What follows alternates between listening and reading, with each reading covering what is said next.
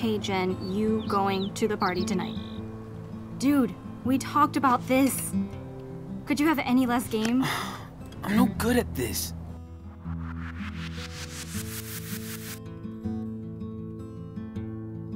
The words "Life is Strange" are familiar ones by now, even if we aren't so used to the 2 being tacked on to the end, with a different, unrelated story from the previous game that takes us away from the characters we'd grown to love. The sequel treads new ground while making the familiar work in its favor. Life is Strange 2 utilizes the first-person adventure genre more skillfully than Dontnod's initial run, showing how much the developers have grown game to game.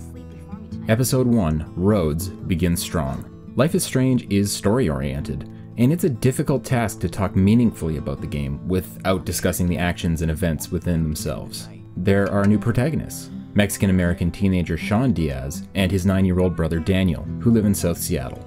When a life-changing event that results in one of the brothers developing Max-like powers, they find themselves on the run, traveling south towards the Mexican border.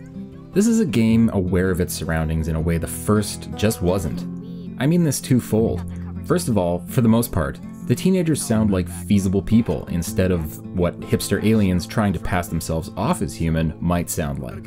Of course, listening to Chloe say hella was part of the first game's appeal, but Life is Strange 2 brings more authenticity to the dialogue.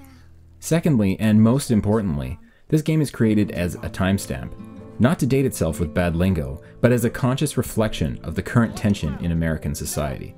The opening sequence wasn't subtle, exactly, but it managed to show the effects of systemic racism without ever uttering the word, and it showcased how life, for those who are targeted, can go from relatively unscathed by the world to irrevocably changed in one instant. The writing makes its point extremely clear in a few scenes afterward, with one in particular that could come off as heavy-handed or a sign of how low America has gone. As a Travis McElroy-esque podcaster says later in the episode, everything is political, Sean. Regardless of the politics, however, the story organically builds the brotherly relationship between the characters, with Daniel learning what's acceptable behavior from Sean. I sometimes winced at Sean's casual cruelty to his little brother, wanting to make him take his words back, but that's how siblings are, and the relationship that builds for them from that point forward can no longer be thought of as two brothers bickering with no real problems. To say more about the plot would take away from it, except to say that the pacing does stumble a bit. After the initial title sequence, it drags. But it picks back up and stays strong for the middle and end, enough that I forgave it. Appreciative enough of the story it was telling to forget a little tedium in the interim. The tension was unlike that of Max's world in her first episodes, and I would compare the first episode of Life is Strange 2 more to the original season of The Walking Dead than the first Life is Strange, sans zombies, no matter how Daniel feels about the matter. It had a more grown-up feel, and the immediacy of the characters' problems can't really be solved, only exacerbated by the newfound powers.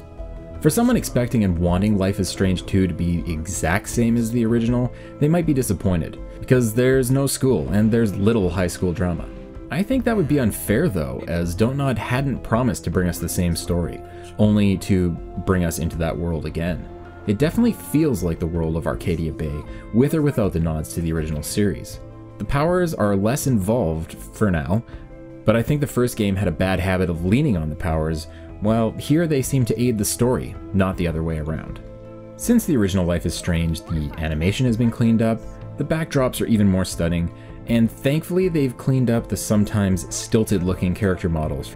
Now, the people for the most part look like they fit within the world they inhabit, and it takes full advantage of the stunning landscapes of the Pacific Northwest.